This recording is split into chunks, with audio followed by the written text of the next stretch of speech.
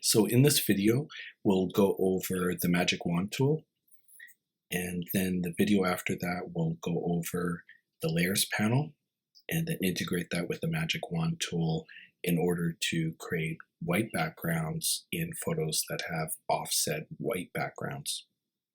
So let's get to the Magic Wand tool. So the Magic Wand tool allows us to select similar colors within a photo within a certain tolerance. So if I click on a certain area of a photo, say that's white, it'll select areas around it which are white if the tolerance is low. Now, if I put the tolerance just say a little bit higher, it will select the white and it'll also select, say, a gray that's around it. If I put the tolerance all the way up to the top, it will select the white and all the way up to the black all around it. Although the top level is really not so useful most of the time because we're generally looking to select just a small area. Now, it's best I demonstrate that so you can understand. So I've created an example here, which is a gradient going all the way from white to a light blue. So we'll need to actually get to the Magic Wand in order to use it. So if we go to Photoshop, you'll see at the top left-hand corner, there's the tool panel. And if it's just one column for you, make sure you expand upon it. So just click the expand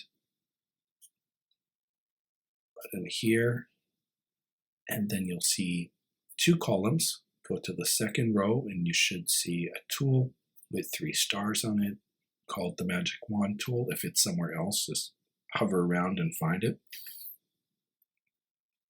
There are 2 subtools to it. So if you hold down your mouse, you'll see the quick selection tool and the Magic Wand tool. Make sure you select the Magic Wand tool. Now, every single tool within here has contextual,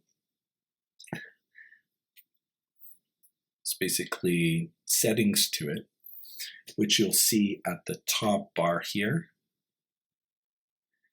So the Magic Wand has these settings, the rectangular marquee has these settings, etc.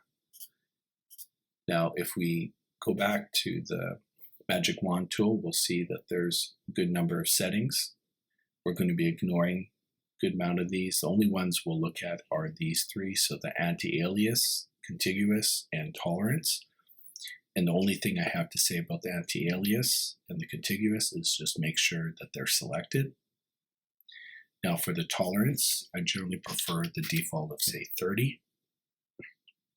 Now what we're going to do is we're going to click on an area of this gradient. So we'll select at the very bottom.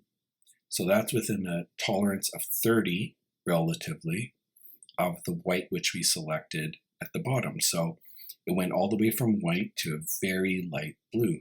So that's what its tolerance was. If we put the tolerance all the way down to say 10, and then we select again, it'll be a smaller area.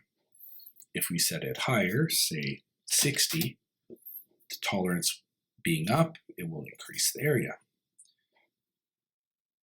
100, it should go even further.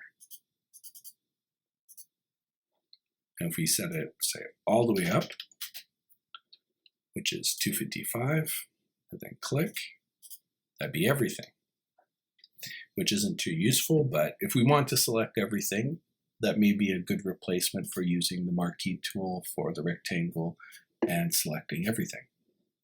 So it's all up to you. So that's what the Magic Wand does, is it selects area. So if we look at this photo here, we'll see that looking at girl number 4 here in the second row, that she has some sort of background orange or perhaps wood colored background or wall there. If we click on the Magic Wand and we put the tolerance say to 30 and we click on that, we'll get part of the wood, but if we put it higher, so it could get colors which are further away from the initial lighter part of the wood, we'll select even more of it.